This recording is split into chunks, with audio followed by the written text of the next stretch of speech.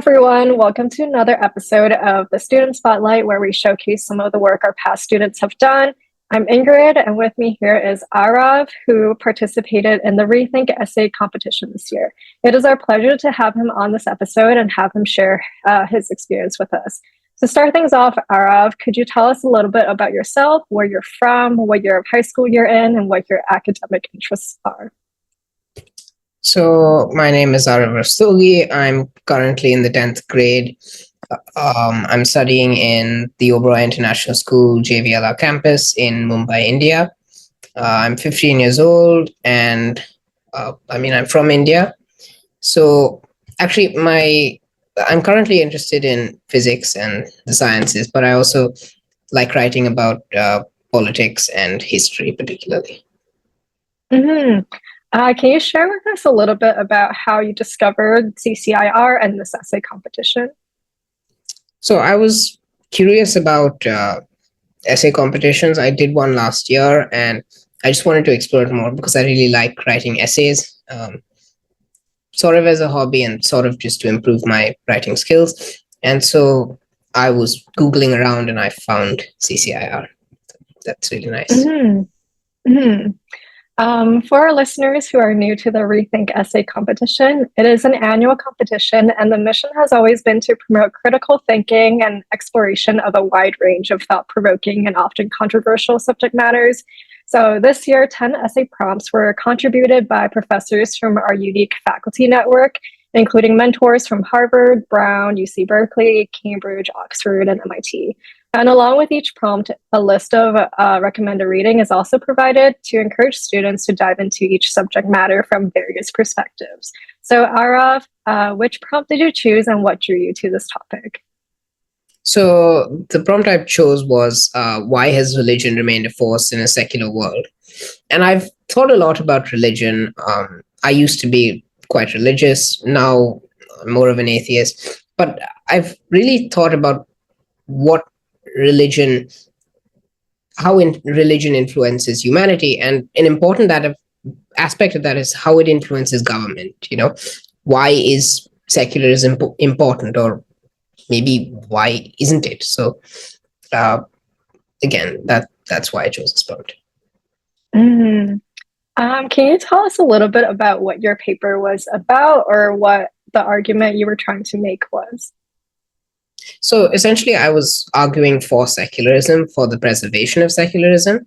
And I was also trying to demonstrate that, contrary to what most people think, we've actually been getting probably less secular as a society in the last few decades, especially in the 21st century.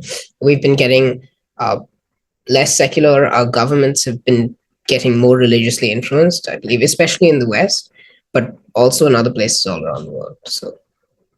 Mm-hmm. Mm-hmm. Where do you see the trend going moving forward?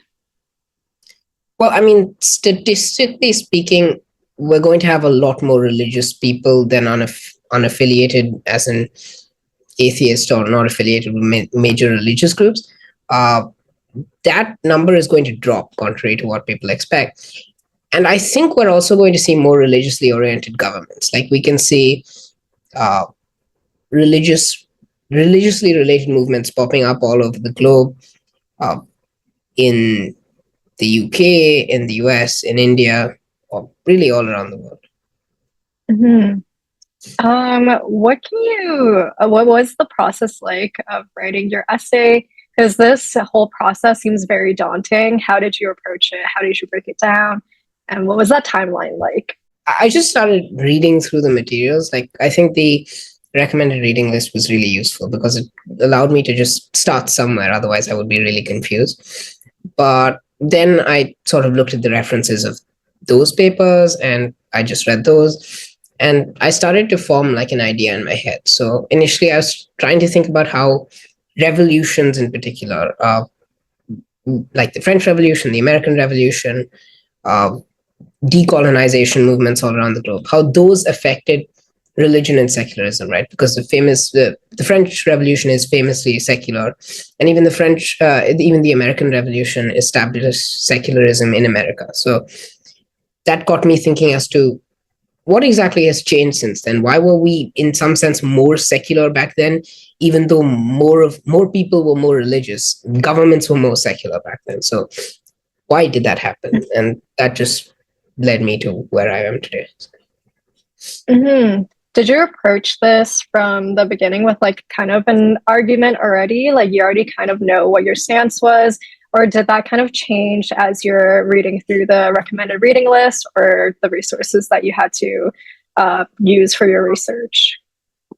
I feel like I definitely got influenced by some of the arguments, and I would say it changed my perspective a bit. But in terms of the broad idea that I'm pro secularism, I don't think that changed overall. It's just that I got a more nuanced view of the situation than I had previously. Hmm. Were you able to draw a lot from your like lived experiences, like living in India and kind of like receiving an international education? Were you able to bring some of that into your argument as well? I think so, a little bit, because there is, I mean, India as a society is multicultural. It has a lot of religions, but Mhm. uh, we have a religiously oriented government right now, and there's a lot of, I would say there is some religious tension in India. And also because I'm in an international school, there's a lot of people from different cultures. And so I think that did influence my perspective on secularism and its importance in society. Hmm. What were some of your biggest learnings and takeaways, or what was really interesting to you that you found through your research for this essay that you could share with the audience that might also influence like how we approach our daily lives? So, I mean, I think the really surprising fact I found was that the unaffiliated portion of the population is going to go down. Like everything you read in the media makes you believe that the world is becoming more godless, to use a Mhm. popular phrase, but it's really not, because um, I mean, Islam and Christianity are growing at about the same rate as the world population, and a lot of other religions like Hinduism and Buddhism are growing more slowly, but they're still growing faster than the unaffiliated group. So we are not becoming more atheist. I think that's a misconception, because in the West and in even in places like in India, or uh, a, not necessarily in India, but in a lot of places, uh, there is a lot more public unaffiliated discussion. But in a lot of developing nations, even in India, probably in Africa, maybe in the Middle East, there's still a lot of religious ideology, and it's quite prevalent. I think that actually raised a good question. So I feel like religion, like I'm just speaking from personal experience, it's not something that we really talk, like it's in our daily conversations. Like I don't really talk to my friends about religion, but that's not to say that like people around me are not religious.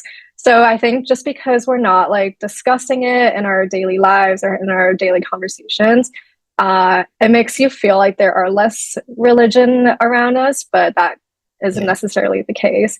So that's something that I didn't really think about. So thank you for sharing. I want to extend my congratulations again on receiving the Gold Award for your submission. To give our listeners an idea of the rigor of this competition, submissions undertake 4 rounds of blind review by scholars from Cambridge, Oxford, Stanford, MIT, and several Ivy League universities. We saw over 4,200 submissions and from more than 50 countries, and only 33 winners were awarded. So to receive this high distinction is an incredible achievement. So let's talk about it. What were your reactions when you received this result? Well, it was actually rather funny, because a friend of mine who actually wasn't even participating in the contest had seen the mailing list. He was in the mailing list, and he told me, and I didn't know about it. And so I was really surprised. And then I checked later on, and I actually got the email a little after that. So I was really Oh, surprised.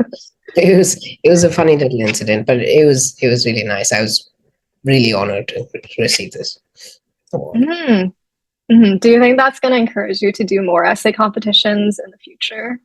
I do definitely think that this will help me. And I also sort of have a template for how I need to structure my essay. Yeah, like I feel like that's such a like with each essay competition, you just grow with confidence with how to approach like academic formal essays. And this is no doubt going to help you with your final years of high school and also going into university. So that's really great to hear. How do you think that this experience has changed you as a student as you're approaching your last few years of high school and entering university? I think I've just begun taking a more interested approach to essays, even like small school essay assignments. They're just more fun and easier to do for me now after this and after other essay contests. They're easier to do, they're more enjoyable. And I think that'll help in the future because I will probably have to write a lot of essays before I get into college and even after. So. I feel like we're actually approaching the end of my questions for you. For my last question for you, do you have any advice for students who are interested in entering the essay competition next year? I'd probably say don't be too intimidated. Just sort of dive right in and read the reading list and explore your own ideas and just take some time out to think about the topic, because I think that that's what really makes the essay, right? Because the essay is just a format for representing what you're actually thinking. So to do that, you need to set aside time to just maybe go on a walk and think about it. So yeah, that's yeah. I feel like the web of like your knowledge and your lived experiences slowly grow as you're reading more and you're thinking about your own experiences. So yeah, like I guess like it seems very daunting to approach like such a big essay from the get-go, but once you kind of break it down and you read more and you learn more and then you like get led to different directions, it'll slowly like kind of unravel. yeah. So yeah, no, that's great to hear and very encouraging for listeners who are thinking of applying next year. That would conclude our episode for today. Do you have anything else that you want to share with our listeners before we end this episode? I just recommend that you don't be like too focused on the goal, because that's not really what's important here. Just try to enjoy what you're doing as you're writing the essay. Just enjoy reading the materials and thinking about the topic. So that's all. Great. Thank you so much, Aarav, for joining us and sharing your experience with our listeners. Congratulations once again on your success with the Rethink Essay competition, and best of luck with all your future endeavors. Thank you.